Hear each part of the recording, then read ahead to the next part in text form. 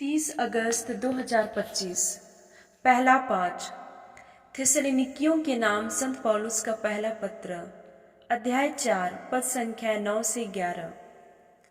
भातृ प्रेम के विषय में आप लोगों को लिखने की कोई आवश्यकता नहीं, क्योंकि आप लोग ईश्वर से ही एक दूसरे को प्यार करना सीख चुके हैं और सारी मकेदुनिया के भाइयों के प्रति इस भातृ प्रेम का निर्वाह करते हैं।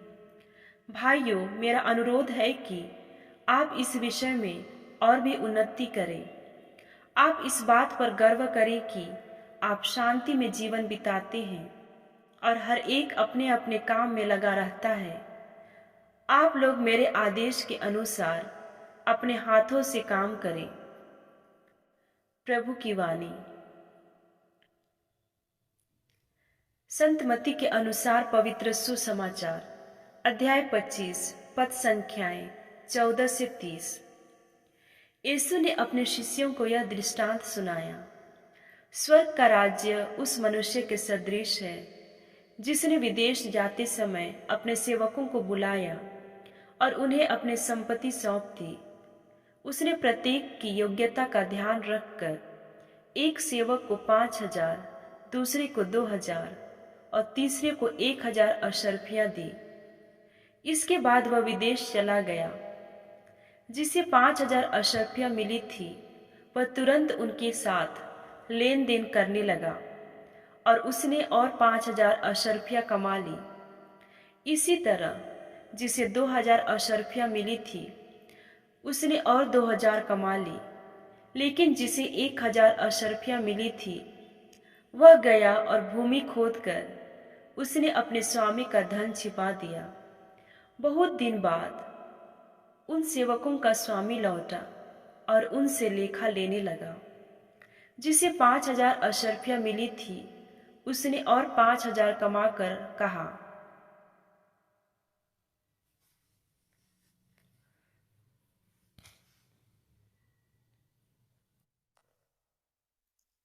बहुत समय बाद उन सेवकों का स्वामी लौटा और उनसे लेखा लेने लगा।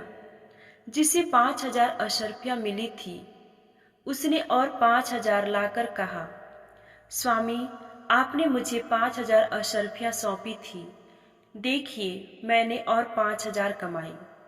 उसके स्वामी ने उससे कहा, शाबाश, भले और ईमानदार सेवक, तुम थोड़े में ईमानदार रहे, मैं तुम्हें बहुत पर नियुक्त करूंगा।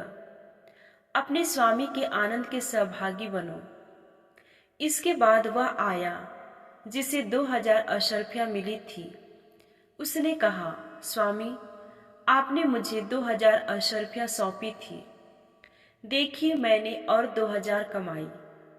उसके स्वामी ने उससे कहा, शाबाश, भले और ईमानदार सेवक, तुम थोड़े में ईमानदार रहे, मैं तुम्हें बहुत पर नियुक्त करूंगा।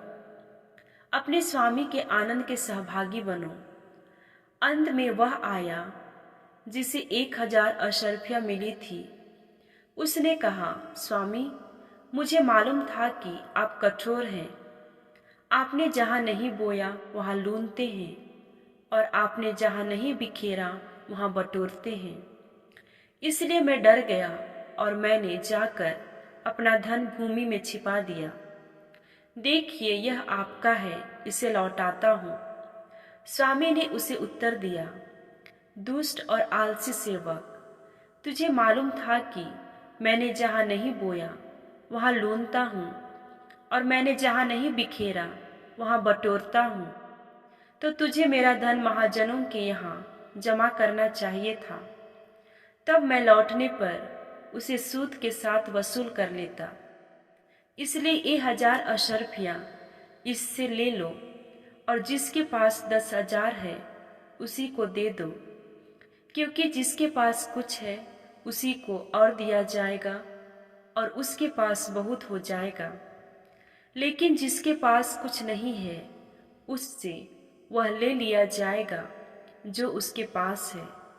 और इस निकम्मे सेवक को बाहर अंधकार में फेंक दो, वहां वे लोग रोएंगे और दांत पीसते रहेंगे। प्रभु का पवित्र सुसमाचार। मनन चिंतन। ईश्वर सभी के हृदय के रहस्य जानता है। हम मनुष्य केवल दूसरों के बाहरी व्यवहार से उनके बारे में निर्णय करते हैं या अपनी राय बनाते हैं।